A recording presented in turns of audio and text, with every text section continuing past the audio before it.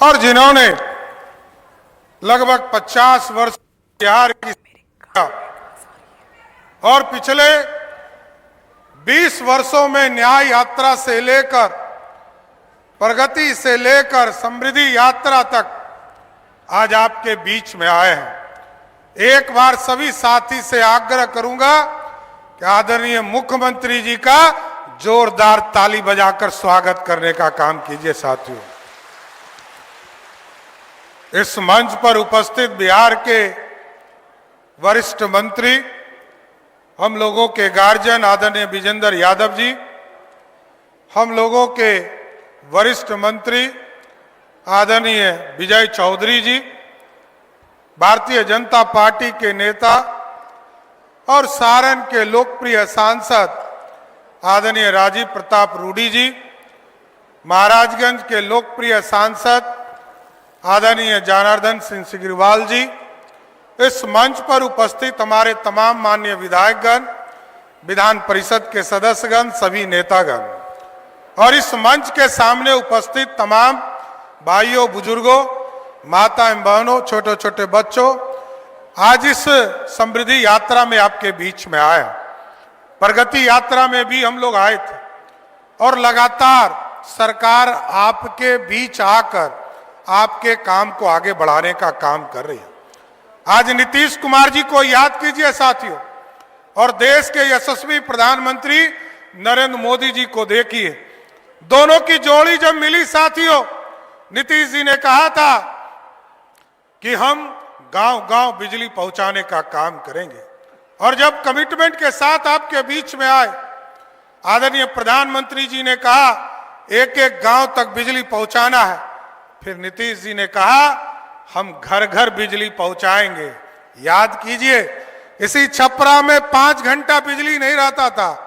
आज नीतीश कुमार जी ने ऐसी व्यवस्था किया है कि आज 23 से 24 घंटा इस पूरे सारण की धरती पर बिजली घर घर पहुंचने का काम किया। और मुख्यमंत्री नीतीश कुमार जी के नेतृत्व में चुनाव के पहले हम लोगों ने तय किया कि बिहार की जनता जो 1,90,00,000 परिवार हमारा बिजली कनेक्शन लिया है, क्योंकि इस बिहार में तो मात्र 17 लाख लोग ही बिजली कनेक्शन लिए थे। यहाँ विजेंद्र बाबू बैठे हैं, लंबे समय से बिजली विभाग में काम कर रहे हैं, लेकिन नीतीश कुमार जी ने तय किया कि हम बिहार के 1,90,00,000 परिवार सभी को 125 यूनिट बिजली मुफ्त देंगे, जिसमें से 1,70,00,000 ऐसा परिवार है जिसको 1 साल से बिजली बिल जीरो आ रहा है। साथियों, बिजली बिल जीरो आ रहा है। और ये आप सोचिए, ये कमिटमेंट है जनता के बीच में काम करने का।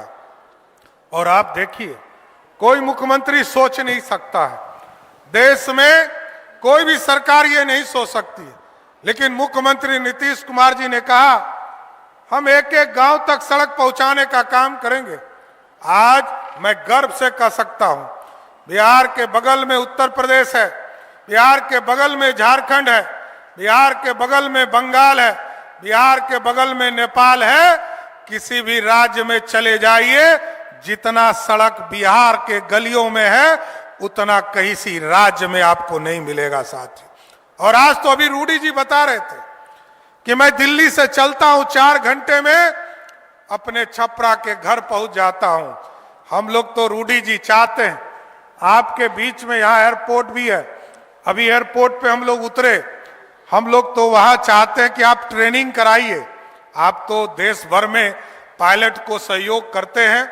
मैंने अभी सरकार के अधिकारी को कहा है कि वहां एक पूरा इंस्टीट्यूट बनाने का काम कीजिए, लेकिन इसके साथ साथ मैं जरूर आश्वस्त करता हूं, मुख्यमंत्री जी के निर्देशानुसार छपरा जिला में भी एक बड़ा एयरपोर्ट बनाने का काम किया जाएगा, जिससे कि यहाँ के विकास सीधे, रूडी जी आपको 4 घंटा लगता है, आप सीधे 1 घंटा 1.5 घंटा में अपना घर पहुंचने का काम किया। इसलिए साथियों, अगले 5 वर्षों के लिए आदरणीय मुख्यमंत्री जी बताएंगे कि 7 निश्चय पार्ट 3 में किस तरह चीजों को व्यवस्थित किया जा रहा है। लेकिन मैं एक चीज कहकर अपनी बातों को विराम दूंगा कि बिहार के लोग दूसरे राज्यों को बनाने जाते हैं, दूसरे के राज्यों को परिश्रम करके उस राज्य को स्थापित करने का काम किया है। लेकिन मुख्यमंत्री जी ने तय किया है, जिस तरह 2005 से लेकर 2020 तक 7.5 लाख लोगों को सरकारी नौकरी देने का काम किया, 2020 से लेकर 2025 तक लगभग 50 लाख लोगों को सरकारी नौकरी और रोजगार देने का काम किया।